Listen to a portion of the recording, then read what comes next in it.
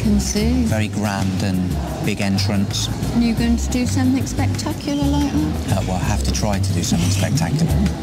I want my dish to come to the table and suddenly everyone becomes quiet. There's an expectation and suddenly, oh, what's that, what's that, what's that?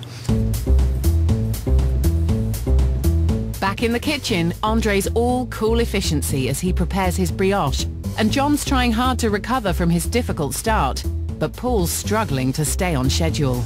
Getting on all right with your mise en place, chef? Not too much to do? Cracking on? You seem very confident there, John. I'm all right. Give us a... Give you a hand, yeah? Yeah. I'll peel your carrot, chef. Paul's got a lot going on. He's going to have to really slow cook this duck, but I don't want that skin to be rubbery and inedible. Like that to be crispy and delicious. Bit concerned a little bit. I mean, you've gone for a soft skin rather than a crispy skin. Yeah, it's going to be like a glaze going all the way, so all back around through it. The oven. Yeah, back through the oven. Get a little bit of texture on that. Yeah. Paul's also looked to his own family for inspiration for his feast. He travelled from Padstow to Southampton to meet his parents at his childhood home, which they used to run as a bed and breakfast. Brings some memories back, doesn't it, coming back here? You know, you'd be cooking in the evening for the guests, but you cooked, you and Mum cooked. That's right. No, it was nice. Growing up here really made it clear how food can bring people together. Paul's mum comes from the Seychelles, so he learned Creole cookery too. Dad says that you've told him that I get all my flair and everything from you, and basically all the bad stuff is from him. I never said that. I just do the foreign stuff. All right, the foreign stuff. I didn't say anything else. Eating with guests in the B&B, along with his family, played a big role in his upbringing. Laughing, joking, having fun. The joy of sharing good food inspired Paul to become a chef and is now driving him on towards the banquet. I've just got to, you know, give it my best shot. I am going to be pushing myself to the limit. 3 top chefs from the Southwest are creating perfect starters to share, which they hope will cause a stir at the People's Banquet. Paul's banking on his quirky riff on a Chinese takeaway based on Cornish duckling. Andre thinks he's onto a winner with his light French-style spring veg with cured pig's cheek. And John's pinning his hopes on the big, bold flavours of slow-roast pork belly. They're all desperate to convince former champion Michael Caines that their dish meets the brief best. There's the real element of competition starting to emerge. They know this is a competition and know they're going to be pushed all the way. Cooking is well underway and the pressure is on. John knows that having burnt his ham earlier, he can't afford another mistake, while Paul's juggling the many elements of his high-risk duck dish. It's only Andre who appears to be quietly confident and keeping a cool head. Guys, you've gone for 2 quite big dishes. I mean, the whole pork belly, you got duck. They're both very big dishes. I'm wondering if people get full up or... With mine, it's about, like, I'm imagining sort of 8 to 10 people sort of tucking into this. So when you eat it like that, I mean, you imagine you're only going to have maybe, like, I mean, the pancakes are sort of very, very dainty. So who knows? I may have got it completely wrong, but... With you doing a light broth with your bath chaps, you know, it's a nice light starter, but mine eats very lightly as well. It's complemented, the flavour's balanced, so I'm not worried about my dish. With tension rising in the kitchen, John will be first to serve his dish to Michael. Then disaster threatens.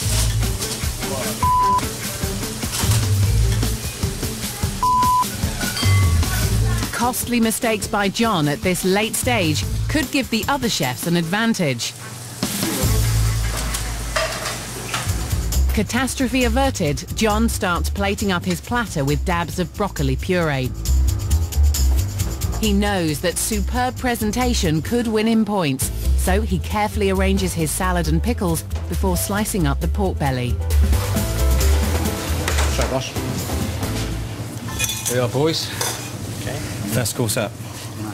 Okay. Do you think this will get people talking around the table with regards to engaging them? Yeah, I think so. It looks effective with the presentation. Relieved. These boys. Over to you, boys. Well, over to me more to the point. Yeah. Proof's in the pudding. From the start, Michael's been worried that pork belly is too heavy to kick off a banquet. Can John convince him his fears are unfounded? So, John, just remind me of the inspiration behind this. It's all about the pork belly. It's a visual spectacle to the eye, which then can be enjoyed with the little pockets of flavour from the pork belly, the acidity from the salad, and then carrying it all through with the 2 purees. Do you think that visual spectacular element is really transferred into the presentation here now? Yeah, not totally perhaps, but like in a banquet, then I think I've nailed it. What do you think? I think it's nice as it is before, but I'm a bit worried as if he did it for 10. Just in my opinion, like, it doesn't look like what I perceive to be getting sharing and stuff like that. The pork, smell the aroma coming through, it's nice. The key is getting that crackling right, because if that's soft and then the texture's all wrong. Do you think you need the ham with the on the plate? I like the smokiness it brings to the dish. Not got enough of that in the crackling itself. This one is a broccoli puree. I don't know if that's gone cold or he intends to serve that. Yeah, I think he intends to serve that cold, because this is cold here. I'm pretty distraught if I don't get a good score today. I executed everything how I wanted it to be done. I need to hit the ground running and give myself a little head start. Andre is going to plate up next, so Paul has to sweat a little longer. He's seasoning his cocotte with a generous grinding of black pepper and coarse sea salt. Andre, just seen the first dish go up. Added pressure for your own. You know, we're all individuals and we're all doing something different, I think. I think it's very good. We'll see. So, still quietly confident then that your dish has got the edge? Not sure I'd say that. As the moment of truth approaches, Andre takes his mini brioche out of the oven and arranges them in a rustic bread crock. Finally, he dishes up his spring vegetable stew into individual bowls.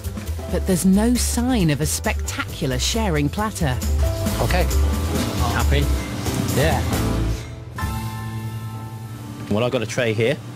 Get this on, and then we can take that through. Will the Michelin-starred chef trounce his rivals with his refined broth-style starter? Or has Andre played it too safe by sticking to tried and tested restaurant classics? You're happy that you've got enough flavours coming through the actual bouillon and the vegetables itself, are you? Yeah, I wanted that natural individual flavour profile coming through. I wanted the carrot to taste of the carrot, the asparagus taste of asparagus. It's very aromatic. It smells so fresh. That's beautiful. Nice. So far, they're impressed. Will they find any faults? Rich with the butter in them. Seasoned to the max as well. It might be sort of like slightly over-seasoned if you were going to eat the whole thing, like the whole lot. And we're happy with the seasoning here. Might be a little too much salt. For the ham itself, you feel there's enough in there to come through the spirit of this? Yeah, I think so, yeah. Yeah. I think it needs more pork.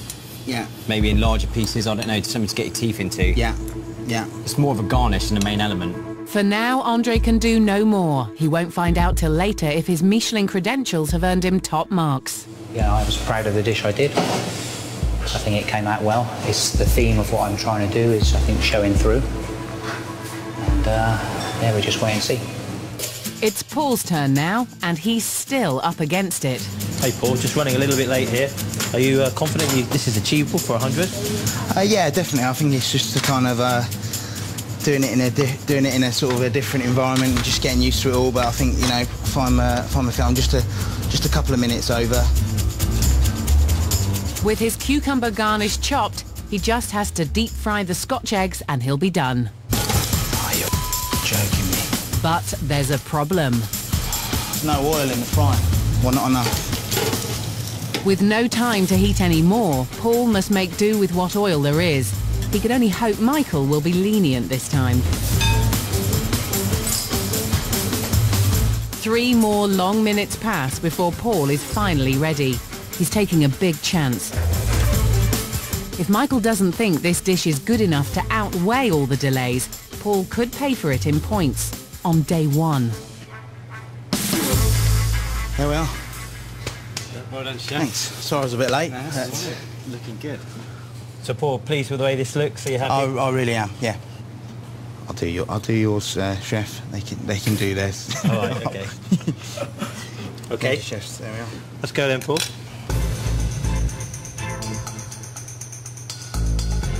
Paul's dish is certainly ambitious.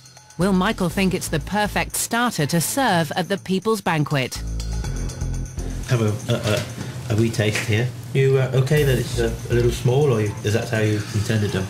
I wanted to sort of keep them quite dainty, and I just wanted to sort of, I didn't want you to sort of wrap it. I just wanted it to almost to be like an open canapé sort of style. I'm not sure if he's meant to crisp the skin up too much. It's not too crispy.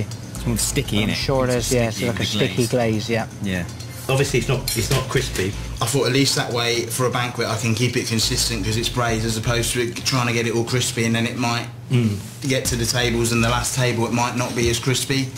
The rhubarb's quite acidic, though, isn't it? It is quite, yeah. It takes over a little bit, doesn't it? Yeah. Right at the end, you're kind of left with a little bit of acidity. Yeah. Paul's dish is totally left field, and he's gone for the wow factor and the concept of people finger food and stuff, you know, whereas we're a bit more restaurant-y, so it's exciting times really to see what Michael's got to say about it. Yeah, very much, yeah. Watch this space. Paul's convinced the dish works, but now it's all down to Michael. Michael knows what he wants, so I'll be happy with anything over a 5. Michael's considering his verdict. He's looking for an outstanding starter to represent the best of the Southwest at the People's Banquet. The contenders have put their all into their dishes, and the wait seems endless. I want it to be received well, and if it's not, it's going to knock me for 6. Stood here on the Great British Menu and about to get my first score from him. Yeah, don't know, I'm all over the place. Let's hope Michael's scoring well today.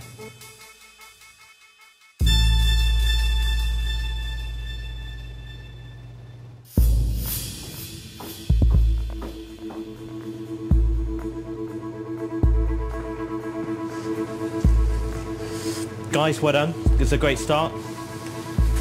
John, starting with you first. Your slow-cooked pork was fantastic, great flavours, but a bit of a restaurant dish really on a platter, and didn't quite transfer as well as I'd like it to on the dish.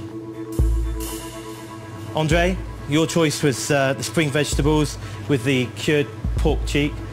Well cooked, and it was competently done. In a way, I felt perhaps you could have made a little bit more of the pork cheek, a bit over-seasoned, a little bit salty for me. Paul, your Cornish duckling, beautifully cooked. Put yourself perhaps under pressure, and I just question whether or not that's achievable for 100 people.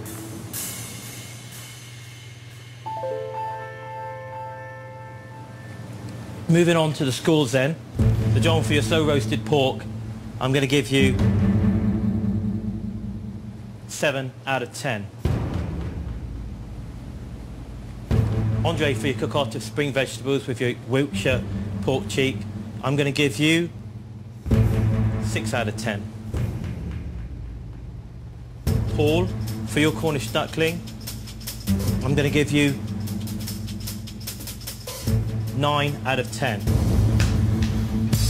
Well done. 3 days. Good boy. Nailed it, chef. So, Paul's duckling has taken a strong lead with a massive 9 points.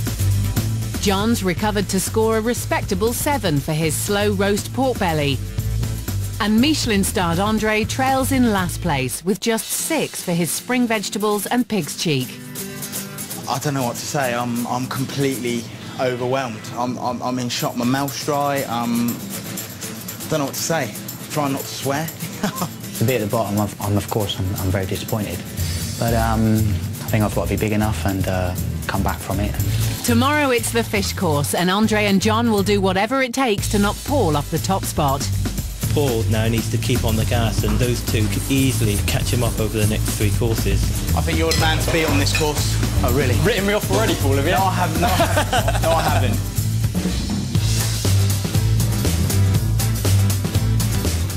Matt and Alex are ready with The One Show on BBC One now, and their guest tonight is Christopher Eccleston. While next here on BBC Two, there's everything to play for at the Crucible, live to a finish, the World Snooker Final.